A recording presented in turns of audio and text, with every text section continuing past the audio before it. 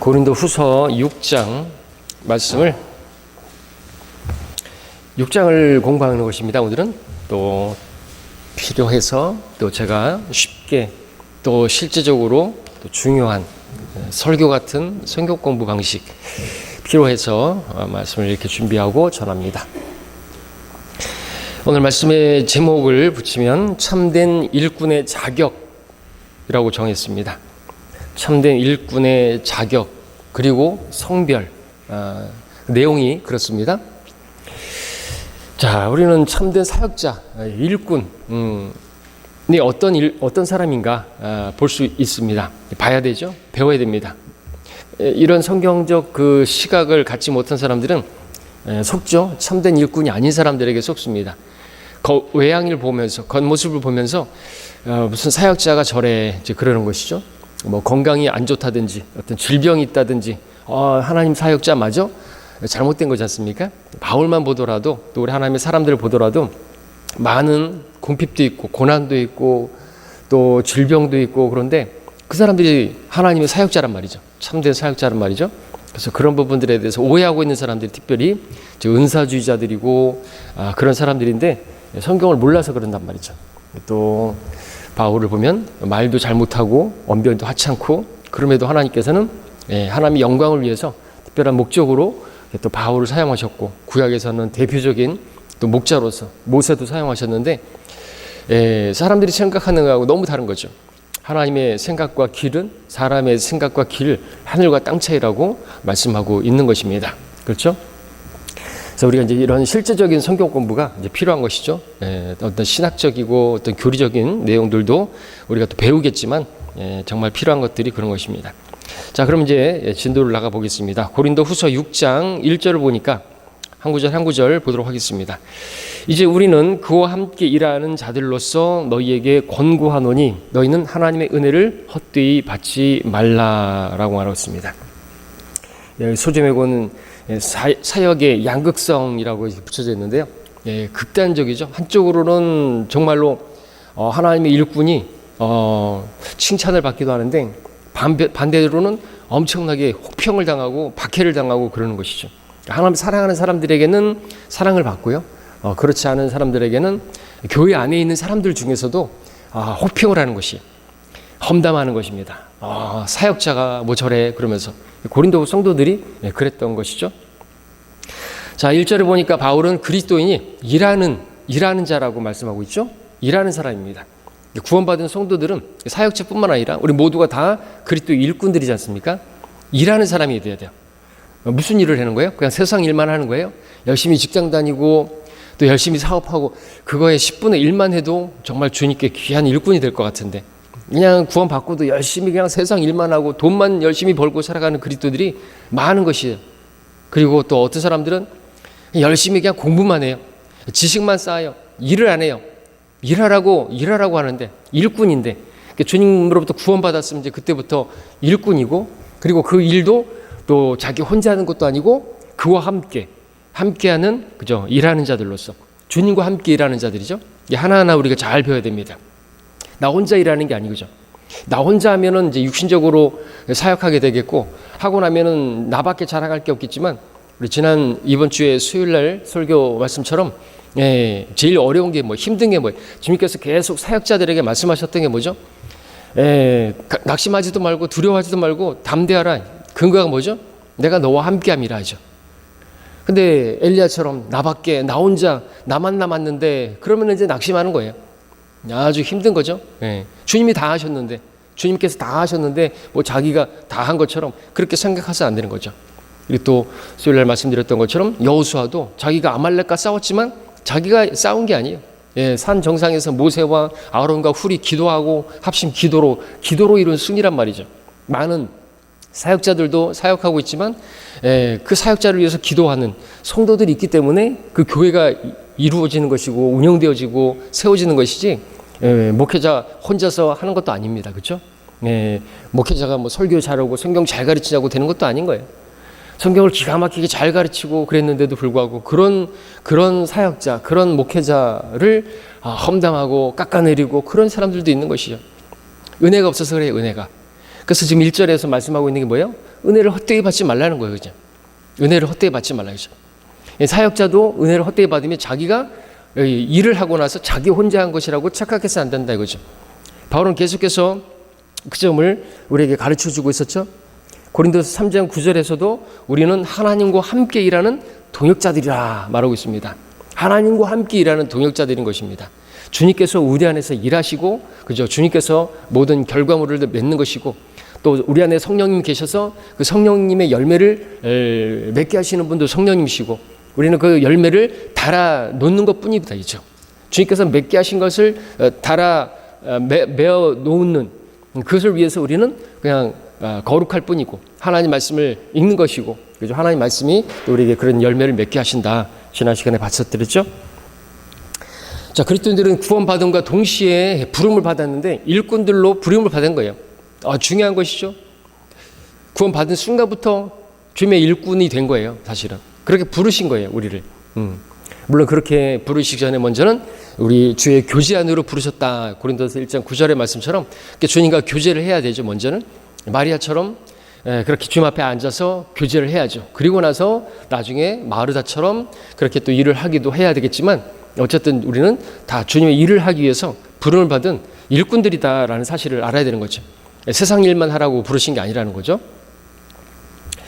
또 바울은 디모데후서 2장 6절에서도 그리스도인들을 수고하는 농부에 비유해서 열심히 일하는 일꾼으로, 고린도서 3장 10절에서는 기초를 넣는 건축가들로서 또 열심히 거친 그런 노가다 같은 그런 하는 사람들로 설명하기도 했던 것이죠. 그리고 그런 것들은 그리스도인들에게 주어진 그 자체가, 또 주님의 일을 할 수 있다는 자체가 그것은 은혜라는 거죠. 하나님의 은혜 아닙니까? 그죠? 바울이 고백했지 않습니까? 내가 수고했고 열심히 일했지만 내가 아니요 나와 함께 하신 하나님의 은혜다 이거죠. 하나님께서 다 하신 것이고, 또 하나님의 일을 할 수 있도록 그 기회를 주신 것도 은혜죠. 하나님 일을 할 수 있도록 은사 주신 것도 은혜고, 은사 영어로 기프트예요. 선물이란 말이죠. 하나님께서 다 주신 거예요. 선물이에요. 은혜죠. 그 은혜로서 그렇게 주님을 섬기는 것입니다. 그래서 1절은 참 중요하다고 생각합니다. 이제 우리는 그와 함께 일하는 자들로서 너에게 권고하노니, 그냥 권면 정도가 아니라 좀 더 강하게 얘기하는 거죠. 권고한다 이거죠. 거의 경고하는 것이죠. 너희는 하나님의 은혜를 헛되이 받지 말라 이죠. 여기는 어떤 게 있습니까? 너희들이 하나님의 은혜를 알아? 그러면은 일을 해야지. 구원받았다고? 지옥 안 가게 됐다고? 영원한 생명을 얻게 되었다고? 그러면 뭐 보여야 될 거 아니야. 그래서 어쨌다는 거야. 그 자랑할 거 있어? 아무것도 없잖아. 하나님 은혜를 알아? 헛되이 받지 마. 일해야 될 거 아니야. 그렇게 말하는 거죠. 권고하는 거예요. 권고하는 거예요. 단순히 그냥 이렇게 그렇게 말하는 게 아니라는 것이죠. 지금 그리고 또 이 부분은 사도 바울이 교회 안에 이제 구원받은 성도들에게 쓰고 있지만, 또 교회 안에 구원받지 않은 사람들도 있다는 전제하에서 또 그런 내용을 지금 쓰고 있는 것을 우리가 이제 문맥에서 또 볼 수가 있습니다. 고린도전서 15장에서도 그죠? 너희가 복음을 헛되이 믿지 않았다면 구원받은 것이다 이거죠. 다시 복음을 전하자. 내가 너희에게 전한 복음을 다시 너희로 알게 하노니라고 말하고 있습니다. 왜 그런 말 하시는 거죠? 혹시라도 구원받지 않은 사람이 있어서는 안 되기 때문에 그렇겠죠. 그래서 교회에서 성도들을 대상으로 복음 설교하는 것도 잘못된 게 하나도 아닌 거예요. 사실 복음 설교를 자주 하는 게 필요하다는 생각을 많이 해요. 오히려 복음 설교에 제 자신이 은혜 받고 우리 성도님들도 은혜를 받고, 그죠? 예수님께서 내 죄를 대신해서 죽으셨다 이거죠. 그래서 내가 지옥에 가지 않게 되었다 이거죠. 너무나 잘 아는 이러한 내용들을 아는 게 아니에요. 안다면 그렇게 살지 않고, 하나님의 은혜를 안다고 한다면 그렇게 살지 않을 것인데, 하나님의 은혜를 모르니까, 복음을 모르니까, 또 고린도 교회 성도들을 향해서 너희가 복음을 아느냐 이거죠. 하나님의 은혜를 아느냐 이거죠. 그렇게 도전하고 권고하는 것을 우리가 볼 수가 있는 것이죠. 그래서 1절 말씀이 만약 구원받지 못한 자들이라고 한다면 너희가 하나님의 은혜를 진실로 깨닫게 되길 바란다는 거죠. 정말로 구원받게 되는 것을 원한다라는 것을 말하는 것이고, 만일 구원받은 성도들이다라고 한다면, 너희가 구원을 받았다고 한다면 이제 너희는 주님을 위해서 일할 수 있는 그런 일꾼이 되었고, 하나님께서 너에게 어떤 그런 일을 맡기실 것인데, 잘 주의해서 봐라 이거죠. 예, 잘 살펴보라 이거죠. 하나님께서 은사를 주셨는데 그 은사는 일하라고 섬기라고 주신 것인데 잘 찾아봐라 이거죠. 그냥 교회만 왔다 갔다 하는 게 아니라는 거죠. 내가 일할 수 있는 것이 무엇인가 그걸 찾아봐야 되는 거예요. 그렇죠? 예, 그런 생각이 없으니까 하나님의 은혜를 도대체 아는 것인지 교회만 왔다 갔다 하는 사람들이 있는 것이죠. 잘못된 것입니다. 하나님께서 무척 실망하시겠죠. 무척 안타까워하시겠죠. 나중에는 불쾌하게 여기 계시겠죠. 예, 내 너를 위해서 다 내가 주었는데 나를 위해서 무엇을 하느냐 그죠. 그냥 세상에서 일주일 동안 살다가 겨우 그냥 주일 한번 예배 드리다 그러고 앉아갖고 얼마나 하나님께서 다 보고 계시고 알고 계시는데 답답하시겠어요? 자, 우리는 구원받은 사람이라고 한다면요, 정말 죄와 사망과 멸망에 있던 우리가 그죠? 예수님을 믿음으로 말미암아 구원을 받았어요. 지옥 가지 않게 됐어요. 영원한 생명을 얻게 됐어요. 영원한 생명을 얻게 되었고 하늘의 시민권자가 되었고, 전에는 근데 우리는 마귀의 자식이었고 지옥의 자식이었는데 영원한 생명을 가진 하나님의 자녀로서 하늘에 속한 그러한 백성이 된 것입니다. 자, 그럼에도 불구하고 우리 주변을 보게 되면 많은 구원받았다고 하는 성도들이 그냥 은혜 받은 것에서, 구원받은 것에서 신앙생활을 졸업하고 세상으로 돌아가서 전에 살던 방식으로 살아가는 모습을 보게 되는 것이죠. 심하게 표현하면, 아니 성경적으로 표현하면 개 돼지의 삶을 살고 있는 거예요. 씻고 나서 진창 속에 그냥 뒹구는 삶, 먹고 나고 토해내서 다시 그것을 먹는 삶, 개 같은 삶이고 돼지 같은 삶인 것이죠. 그런 삶을 사는 것인가 이거죠. 지금 이런 내용들은 지금 제가 막 만들어낸 게 아니에요. 주석에서 그대로 쓰고 있는 거예요. 럭커 목사님 더 심하게 표현도 하시죠. 시체 심부름꾼이라고. 우리 육신은 죽은 것인데 육신을 위해서만 그냥 살아가는 거예요. 시체 심부름꾼이에요. 이 죽은 시체가 이 좀비 같은 게 계속해서 먹여달라 그러면 그 먹여주고, 입혀달라 그러면 입혀주고, 그런 육신의 정욕, 안목의 정욕, 그런 생의 자랑을 위해서 여전히 살아가는 그러한 그리스도인들이 많다라는 거죠. 그들이 누군가, 이제 바울이 말하는 하나님의 은혜를 헛되이 받은 자들이다라고 럭커 목사님께서는 쓰고 계십니다.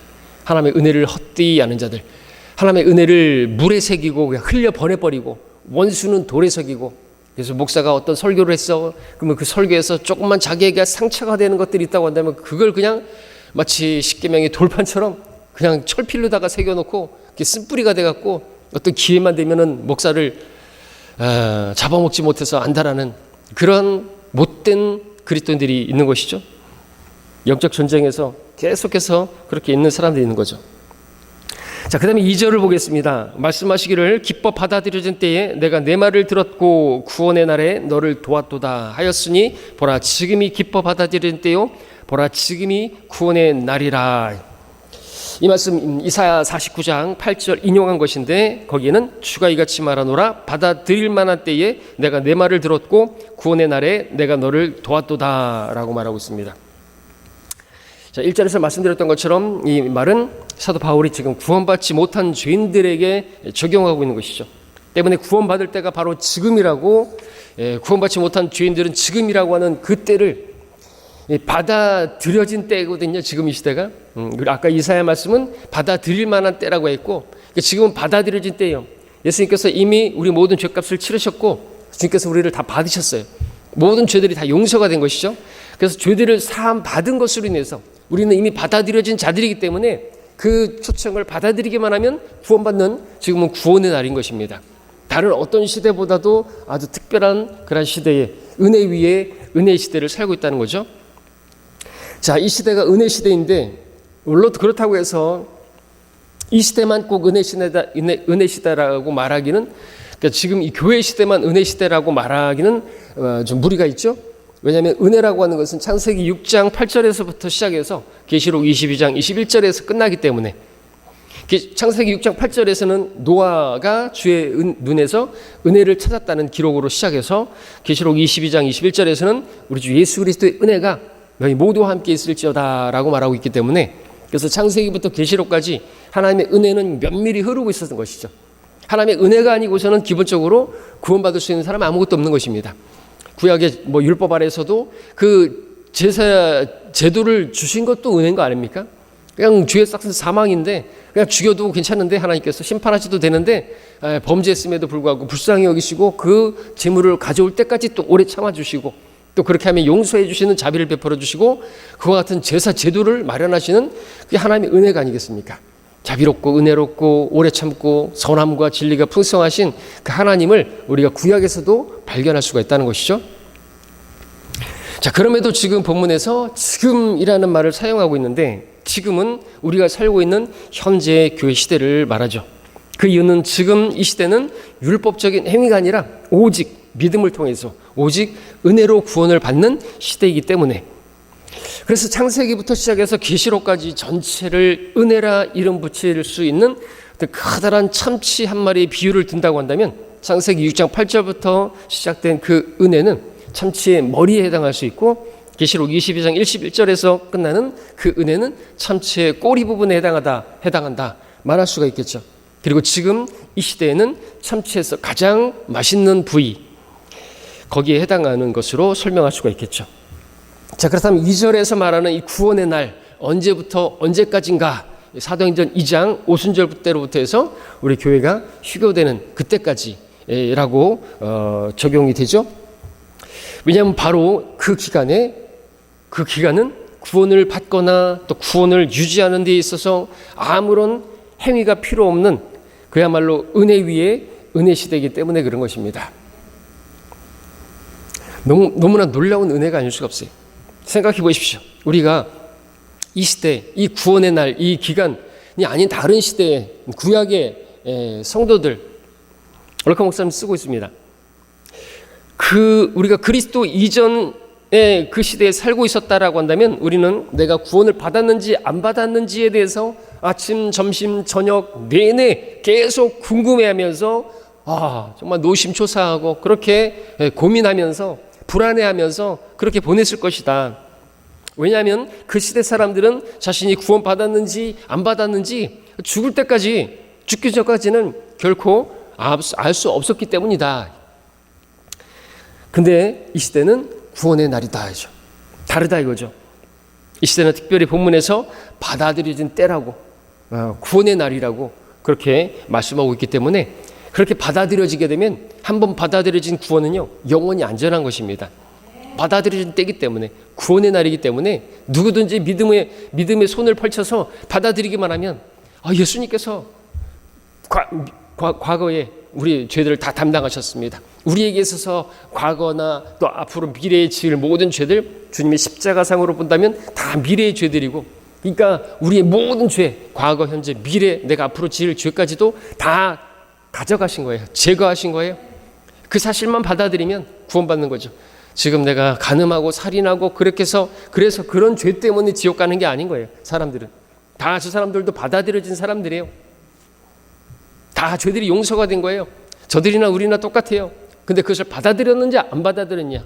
죄에 대하라면 그들이 나를 믿지 않기 때문이다. 그 죄 때문에 믿지 않는 그 불신죄가 그 사람들을 지옥 가게 만드는 것이지 그 사람들이 우리보다 더 악한 죄인들이라서 지옥 가는 게 아닌 거예요. 저들이나 우리나 똑같은 죄인이에요. 구원받지 않은 죄인이고 구원받은 죄인이에요. 육신은 육신이에요. 전혀 무익할 뿐인 것이죠. 구원받지 않은 사람들 중에서 우리보다 더 선하고 경건하고 의롭게 사는 사람들 많습니다. 이런 부분들을 우리가 잘 알아야 되겠습니다. 지금 이 시대가 얼마나 놀라운 시대인가, 은혜의 시대인가 우리가 잘 알고 그에 보답하는 그죠? 은혜 헛되이 받지 않는 그런 사람이 되겠죠. 배은망덕한 사람이 되어서는 안 되겠죠. 부모의 은혜도 모르고 하나님의 은혜도 모르고 살아가는 지멋대로 살아가는 그런 사람이 되어서는 안 되는 것이겠죠. 3절에서 이 직분이 비난받지 않게 하려고 어떤 일에도 거침이 되지 않게 하였고라고 말하고 있습니다. 어떤 사람에게도 유대인에게나 이방인에게나 하나님의 교회에게나 누구에도 거침이 되지 말라고 했는데 바울은 자기의 그 직분을 다른 사람들이 비난하지 못하도록 그렇게 열심히 또 주의했다는 거죠. 우리도 마찬가지입니다. 우리가 주님을 섬기는 사람들로서 하나님 백성인데 사람들로부터 특별히 믿지 않는 사람들로부터 믿는 사람들이 교회 다니는 사람이 저래? 이런 소리 들으면 안 된다는 거죠. 그렇죠? 그리스도인 얼마나 영예로운 이름인 것입니까? 그들이 합법적으로 우리를 비난하는 그런 일이 있어서는 안 된다는 거죠.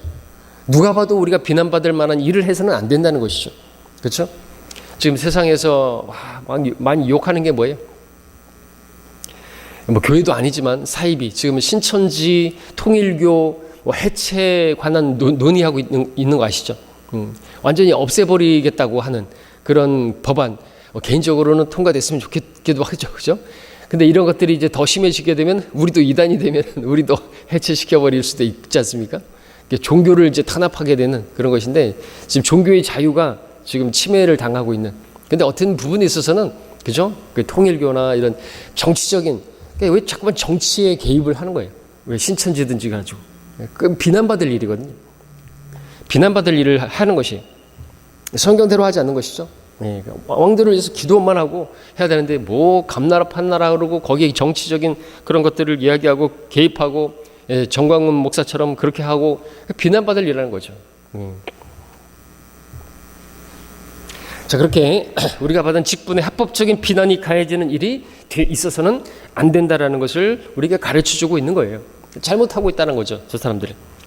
자, 그럼에도 불구하고 우리가 받은 직분은요, 이 세상의 사람들이 볼 때 비난을 안 받을 수가 없는 것이죠.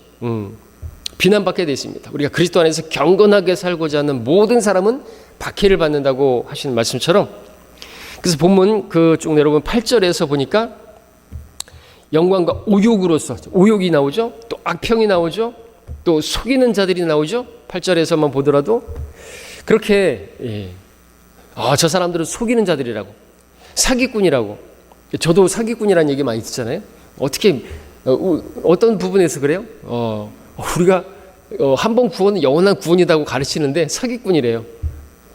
죄를 조장하는 교회를 가르친다 그러고 말도 안 되는 소리 한다 그러죠. 우리는 속이는 자들이에요. 그리고 하여튼 호평하고 그죠, 악평하고 우리 댓글을 달고 그런 걸 보지. 순천의 박영희 목사님은 아주 댓글을 열어놨더니 아주 악성 댓글들을 엄청나게 받고 계시는데 장수하실 것 같아요. 욕 많이 먹어서. 자, 세상의 사람들은요, 주님의 일꾼을 미워합니다. 주님이 미움을 당하셨지 않습니까? 그러니까 주님께 속한 그리스도인들은 당연히 미움을 당하죠. 그럼에도 불구하고 그렇게 비난받지 않도록, 거침이 되지 않도록 해야 된다라는 거죠. 사람들은 우리를 향해서 계속해서 비난하려고 온갖 구실을 다 갖다 붙이려고 하는 것이죠. 그래서 특별히 사역자, 목사에 대해서 심지어는 믿지 않는 사람들뿐만 아니라 믿는다고 하는 사람들, 럭커 목사님 말씀하신 다른 그리스도인들, 그들이 목사를 어떻게든 끌어내리기 위해서 별 것들을 다 하는 거예요. 별짓을 다 하는 거예요. 비난거리를 만들고. 여러분, 그래서 또 얘기 나오지겠지만 성경에서는요, 성추행이라는 죄가 없어요. 성립이 안 되는 거예요. 그래서 장로에 대한 송사, 심지어 간음조차도 그저 성경은 처음부터 끝까지 우리가 어떻게 보면 좀 답답하게 생각할 수도 있겠지만 어떤 사람들이 말하는 것처럼 간음하는 걸 누가 공개적으로 간음하겠냐? 두세 증인이 어떻게 있을 수가 있냐? 그렇게 말하는 것도 우리가 이해할 만한 그런 내용이지만 성경대로 해야 되는 것이죠. 왜요? 얼마든지 충분히 만들어낼 수 있잖아요. 쉽게. 그렇죠? 실제로 우리 럭커 목사님 책에 보게 되면 여러 목사들이 거기다가 이제 어떤 우리식으로 표현하면은 막 사창가의 여자라든지 아니면 다방 내지라든지 그래서 목사방에 집어넣고 막 이렇게 자기 스스로 막 옷을 막 찢고 그리고서 누가 들어가고 사진 찍고 그렇게 해서 목사를 끌어내리고 그런 일들이 실제로 있었던 것이거든요. 당시에는 이제 뭐 성추행이라는 그런 이름은 아니었지만 그런 짓거리를 하는 거예요. 그래서 성경은 장로에 대한 송사는 투사 증인이 없으면 받지 말라고 그렇게 말씀하고 얼마든지 그렇게 해서 끌어내려질 수가 있기 때문에 그렇거든요. 하나님이 더 지혜로우신 것이지 인간이 아무리 지혜롭다고 해서 거꾸로 얘기해 보자고요. 그게 죄예요? 그거 만든 사람이 누구예요? 박원순이? 그래서 그거 만들어 놓고 지가 성추행해 갖고 그 죄로다가 쪽팔려서 자살해 버렸어요. 그게 그 성추행이라는 그 죄를 만들어낸 사람의 열매예요. 스스로가 만들어낸 거예요. 그리고 세상의 법 음행이 죄입니까? 간음이 죄입니까? 그건 죄가 아니래요. 무슨 이런 도구 같은 법이 다 있어요. 그래놓고 그럼에도 불구하고 지금 떠드는 애들은 지금도 여전히 돌아가신 분을 계속해서 부관 참시하면서 얘기하고 있단 말이죠. 최종 권위가 없어요. 최종 권위가. 세상 법 판결 내려졌기 때문에 유죄이고 권세자들에게 복종하라고 했으니까 그것을 인정해야 된다는 거죠. 미친 거예요. 최종 권위가 뭔데? 아무리 세상에 법이 뭐라고 한들 하나님 말씀이 받지 말라고 했잖아요. 그럼 끝나는 거예요. 근데 그걸 받아야 된다고. 권세자에게 복종해야 된다고. 이따위 말을 하는 사람들이 있는데 그걸 속아요. 그걸. 권세자에게 복종하라고 했잖아요. 그 위에 있는 권세가 있어요. 그게 최종권이라는 거예요. 하나님이. 그죠? 그 히브리 산파들 왜 하나님께서 복 주시고 이름까지 기록했어요? 권세자들에게 복종 안 했네. 바로 왕이 사내 아이 태어나면 다 죽이라 했는데 안 했잖아요. 왜 안 했어요? 그 위에 하나님 법이 살인하지 말라 이거죠. 그 하나님의 최종권이 그 하나님 말씀을 따랐으니까 하나님께서 복을 주신 거거든요. 그럼 그 사람들은 어떻게 돼요? 사도들 복음 전하지 말라고, 예수님의 부활 증거하지 말라고. 권세자들이에요. 머리예요. 자기들의 영적 지도자들이에요. 근데 걔네들 말 들었어요? 아니라 이거죠. 너희 앞에서, 하나님 앞에서 너희에게 순종하는 것이 옳으냐? 하나님께 순종하는 게 옳으냐? 최종권인 하나님께 순종하는 것이 옳은 거예요. 이게 최종권이라는 말의 의미인 거거든요. 근데 세상 법에 따라야 된다고. 아이고, 모질이도 이런 모질이 없는데, 그런 사람들이 그거 속냐 이거죠. 지금도 속고 있고. 끝난 것 같았는데, 또 그러고 있어요. 근데 이런 얘기 해도요, 못 알아먹는다니까요. 제가 이런 얘기를 계속하는 이유도 있어요. 저하고 무슨 상관이 있기 때문에 그래요. 만나서 이야기도 하고 그러는데 도대체 귀가 막혀 있어요. 미혹이 됐기 때문에 그래요. 세뇌됐기 때문에 그렇죠. 영적인 일이기 때문에 그렇습니다. 그래서 기도가 답인 거예요. 자, 세상이 뭐라 하든지 간에 또 어떤 사람들이 그렇게 우리 사역자들을, 주님의 일꾼들을, 그리스도인들을 비난하고 올무를 씌우고 그런다 할지라도 그럼에도 우리는 행악자가 아니라 그리스도인으로서 우리는 계속 주님을 섬겨야 되고 또 고난을 당해야 하는 거죠. 베드로전서 4장에서는 너희 중에 누구도 살인자나 도둑이나 행악자나 다른 사람들의 일에 간섭하는 자처럼 고난을 당하지 않게 하라. 다른 사람들의 일에 간섭하는 것, 세상 일에 정치에 감나라 배나라 하는 것도 그 간섭하는 것이겠죠. 다른 사람들의 일에 간섭하는, 우리 시민권, 하늘의 시민권자예요. 근데 세상에 그러한 것들에 감나라 배나라는 것도 우리는 이 땅에서 체류자들이에요. 타국인이에요. 그죠? 여러분, 우리나라에 온 그런 중국인들이 또는 뭐 필리핀, 베트남 사람들이 또 어떤 불법 체류자들이 법에 대해서 막 그렇게 하고 정치에 대해서, 대통령에 대해서 막 뭐라 하고 막 시위하고 그런 꼴을 하고 똑같은 거예요. 그리스도인이 그렇게 하면 얼마나 우스운 거냐 이거죠. 그러면서 그러나 만일 너희가 그리스도인으로서 고난을 당하면 부끄러워하지 말고 오히려 그 일로 인하여 하나님께 영광을 돌리라 그랬습니다. 우리는 비난받을 일을 하면 안 되고요. 그러나 비난하더라도 우린 주님의 일꾼으로서 주님의 일을 해야 되는 겁니다. 그러면은 그건 하나님께서 영광을 받으시는 것이에요. 아무리 그들이 비난하고 우리한테 돌을 던진다 할지라도 우리는 부끄러워할 게 아니라는 거죠. 전혀 쪽팔려 할 게 아닌 것이죠. 자, 바울은 본문 이제 4절에서 그 4절을 시작하면서 그리스도의 일꾼이 어떠해야 하는가 보여주고 있습니다. 참된 사역자의 진면모. 4절을 보면 오히려 모든 일에서 우리 스스로가 하나님의 일꾼들임을 입증하기를, 참된 사역자의 증표가 되겠죠. 뭡니까? 많은 인내와 환난과 궁핍과 곤란이 나오고 있습니다. 자, 여러분들도 주님의 일꾼이라고 한다면 이런 것들이 있어야 되는 거예요. 많은 인내, 우리 삶의 인내가 필요하다는 거죠. 왜냐하면 그 많은 환난을 당하기 때문에 그렇습니다. 그 환난이 있기 때문에 인내도 필요한 것이지, 환난이 없는데 무슨 인내가 필요해요? 또 필요한 모든 것을 가질 수만은 없는 그런 삶, 곧 궁핍. 그 궁핍도 견디고 인내할 수 있어야 되는 거죠. 그래서 그렇게 나오는 거죠. 인내, 환난, 궁핍. 그런 궁핍도 경험할 수 있어야죠. 왜냐하면 그러한 궁핍 가운데 처한 그러한 사람들을 위로할 수 있으려면 고린도서 1장 4절에서 우리가 당하는 사역자들은 이런저런 것들을 다 당해봐야 돼요. 그렇죠? 그렇기 때문에 사역자는 또 목회자 같은 경우에는 한 아내의 남편이어야 된다고. 신부가 뭘 알아요? 결혼 안 해본 사람이 뭘 알아요? 분유값도 모르고 기저귀 한번 안 갈아본 그런 사람들한테 가서 무슨 상담을 해요? 그죠? 경험이 없잖아요. 경험을 해봐야 된다. 궁핍도 경험해보고 그래야죠. 그래야지 그런 사람들을 위로할 수 있죠. 아파도 봐야죠. 아픈 사람을 위로할 수 있죠. 고린도서 1장 4절에서 그런 내용들을 쓰고 있죠. 경험해봐야 된다 이거죠.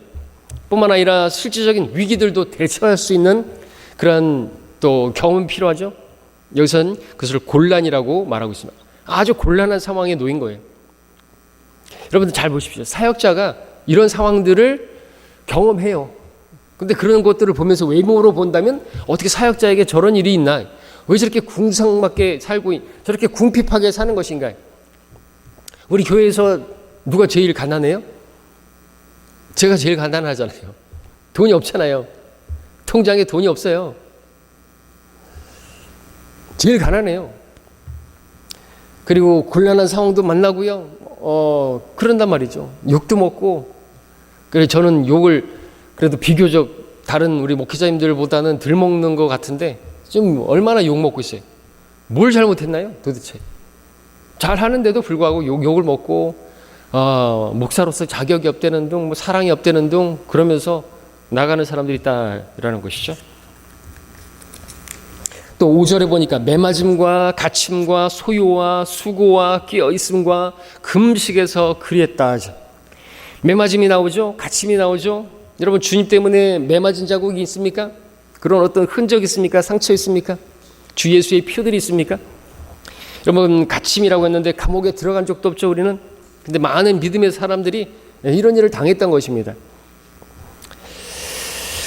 주님 때문에 옳은 일을 하다가 주님의 길을 예비하다가 복음을 증거하다가 감옥에 갇히기도 했어요. 그럼에도 불구하고 실족하지 않았어요. 팀님 요한처럼 그렇게 의심하지 않았다 이거죠. 주님 말씀하셨잖아요. 나로 인하여 실족하지 않는 자는 복이 또다 하죠. 내가 주님 섬기다가 뭐 죄를 진 것도 아닌데 이를 감옥에 갇히고 이런 처지를 당하다니 과연 주님인가? 그렇게 의심하지 않았던 것입니다. 많은 사람들이. 소요가 나오죠. 소요. 바울 같은 경우는 이제 데살로니가전서에서 사도행전 17장에서 데살로니가에서의 소요, 또 사도행전 19장에서 에베소에서 겪었던 그 소요 해당하는 것이겠죠.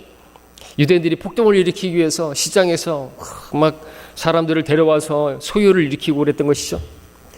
자, 그 다음에 또 수고가 나옵니다. 사역자라면 무엇보다도 말씀과 기도에 수고해야 되겠죠. 그게 무슨 수고냐고 말하겠습니까? 특별히 수고, 얼마나 수고스러운 겁니까? 기도가 쉬운 겁니까? 아니죠. 겟세마네 기도를 생각해 본다면 그렇게 말할 수 없겠죠. 땀방울이 핏방울이 되도록 기도는 전투입니다. 그 기도에 진력하고 기도하는 게 쉽지가 않아요. 수요일 날도 봤지만은 모세가 손을 들고 있는 자체도 얼마나 힘든 거예요. 합심해서 또 기도하는 것, 그래 기도의 동역자가 필요한다고 한다면 얼마나 수고스러운 것이냐 이것이죠. 깨어있음이 나옵니다. 금식이 나옵니다. 자, 이런 것들이 있습니다. 우리가 육신적이라고 한다면 이런 것들 다 하고 싶지 않아죠. 왜 밥을 굶어요? 왜? 그죠? 먹고 더 맛있고 그런 것들을 먹기 위해서 살아가는 사람들이 얼마나 많은데 왜 밥을 금식하고 왜 또 그렇게 깨어있고 왜 그런 것이냐 이거죠. 그냥 정신줄 놓고 살고 멍하면서 그냥 불 바라보면서 불멍 때리는 사람들처럼 그렇게 멍하니 살지 왜 이렇게 깨어있어야 되고 정신을 차려야 되고 왜 그런 것이. 자, 이런 것들이 사역자들에게 있는데 사역자들이 받은 직분을 더욱더 순수하게 또 만들어주는 것들이 이러한 것이기 때문에 하나님께서 명령하셨고 또 그런 것들을 또 허락하시는 것이죠. 그런 상황들을 깨어있을 수밖에 없는 긴장할 만한 상황들을 또 허락하시는 것이겠죠. 그런 것도 그러고 보면 그것도 복이죠. 하나님의 은혜죠. 아무것도 없고 영적 전쟁도 없고 뭐 아픈 것도 없고 그러면은 나태하게 되는 것입니다. 신앙 자체가 아무런 어떤 그런 그 동기력을 잃어버리게 되니까 게으르게 돼버리고 그러면 이제 끝나는 것입니다. 자, 그리고 이 직분은 대조를 이루는 것의 연속인데요. 8절에서 영광과 오욕이 나오죠. 영광과 오욕. 우리 사역에는요, 우리를 사랑하는 사람들이 있는가 하면요, 우리를 미워하는 사람들도 있는 것이죠. 욕하는 사람들도 있는 거예요. 아이러니하죠. 그들이 믿는 사람들이 그래요. 안에 있는 사람들이. 자기가 복음으로 낳은 사도 바울을 욕해요. 어처없지 않습니까? 사도 맞니에요, 사도 맞니. 외모를 가지고 판단한단 말이죠. 또 악평과 호평이 있죠. 험담하는 자들이 있는가 하면 또 칭찬하는 자들이 있습니다. 그럼에도 불구하고 우리는 험담하는 자들로 인해서 낙심하지 말아야 되고, 호평하는 자들로 인해서 또 우리가 우쭐거리면서 교만해서도 안 되는 것입니다. 또 속이는 자들 같으나 진실한 자들이죠. 속이는 게 아니에요. 속이는 게 아니에요. 거짓말이 아니에요. 건축헌금 거둔 거 아니에요. 거둔 건 아니란 말이죠. 그렇다고 해서 건축헌금 하지 말라고 말하지도 않았어요. 그렇다고 해서 우리는 무슨 말이에요? 건축헌금 갈취하지 않았단 말이죠. 강제성을 띠면서 하십시오. 막 작정금하시고 이름 쓰시고 뭐 그래프 만들어가지고 막 그렇게 그런 식으로 안 했다는 그런 말이죠. 그게 무슨 속인 거예요? 거짓말한 거예요? 하니까 두말한 거예요? 건축헌금 하라 그래놓고 하지 말라 그래놓고 그래갖고 나중에는 건축헌금 마치 하지 말라고 한 것처럼 하지 말라고 한 게 아니라 거두지 않았단 말이죠. 일반 그런 싹군 교회들처럼 이름 없는 자 같으나 유명하고, 그죠? 그렇다고 해서 우리는 막 유명하게 되고자 하고 막 그러지 않습니다. 막 뉴스에 나오고 막 그저 기독교 CTS 그런데 나오고 그러려고 사역하는 것도 아니고, 또 유튜브 하는 것도 뭐 인기 얻으려고 하는 것도 아니고, 돈 벌려고 하는 것도 아니고, 한 사람이라도 더 우리는 복음을 증거하고 또 진리를 전하기 위해서 유튜브라는 걸 사용하기도 하지만 피해도 만만치가 않아요. 그렇죠? 자, 사역자는 주님을 위해서 마땅히 해야 할 일을 하고 있다고 한다면 그것으로 충분한 것입니다. 자, 또 죽은 자 같으나 보라, 우리는 살아있으며라고 말하고 있습니다. 죽은 자 같으나, 우리는 세상에 대해서 어떤 즐거움이나, 그죠? 그런 정욕에 대해서 죽은 자가 된 것이죠. 그렇게 자기를 날마다 죽이는 것, 죽음에 넘기는 것, 그것이 우리에게 필요한 것입니다. 사역자에게. 그렇게 하면 반드시 썩지 않을 면류관을 받게 되고요. 반드시 보상이 따르기 때문에 우리가 또 그것을 기꺼이 감당하는 거죠. 매를 맞았으나 죽지 아니하였고라고 했습니다. 얼마나 맞았는지, 돌에 맞았는데 심지어 죽은 것 같은데 세 잔을 갔다 왔죠. 그리고 다시 또 죽지 아니하고 또 사역을 하기도 했습니다. 바울 같은 경우는. 또 10절에 보니까 슬퍼하는 자 같으나 항상 기뻐하며 라고 말합니다. 겉으로 보면 슬퍼하는 것처럼 보이죠. 근데 속으로는 항상 기뻐합니다. 로마서 5장 2절에서 우리가 하나님의 영광의 소망을 즐거워한다고 말한 그 사도가 로마서 9장에서 2절에서는 내 마음에 큰 근심과 그치지 않는 슬픔이 있다는 것이다 하죠. 이중인격자 같은 모습이죠. 즐거워하면서도 또 슬퍼하는, 바로 그리스도인에게는 이러한 성품이 정상적인 것입니다.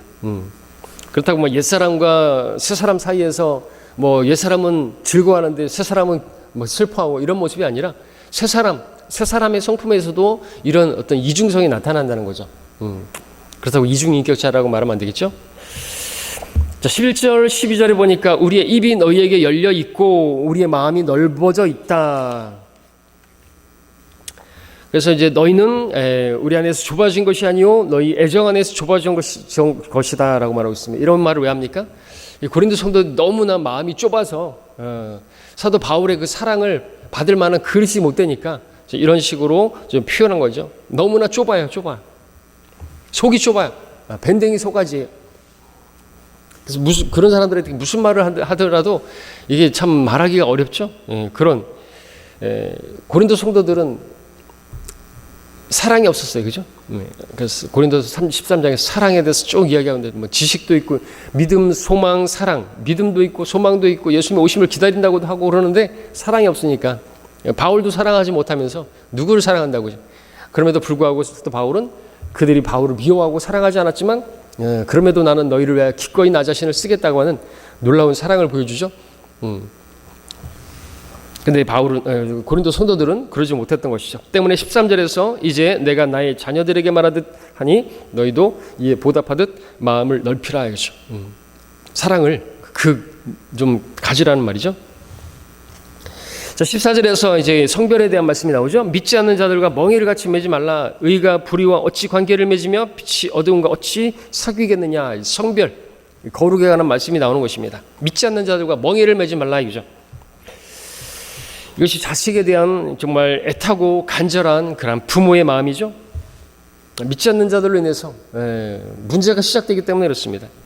고린도 성도들 같은 경우는 그런 일들을 많이 경험했었더랬습니다. 자, 14절에서 말씀하는 것은 먼저 1차적으로 구원받은 사람이 구원받지 않은 사람과 결혼하면 안 된다는 것을 말씀하는 것이죠. 멍에라고 하는 것은 두 짐승이 함께 움직일 수 있는 그것을 말하는 건데, 그것을 씌우는 그런 도구인데,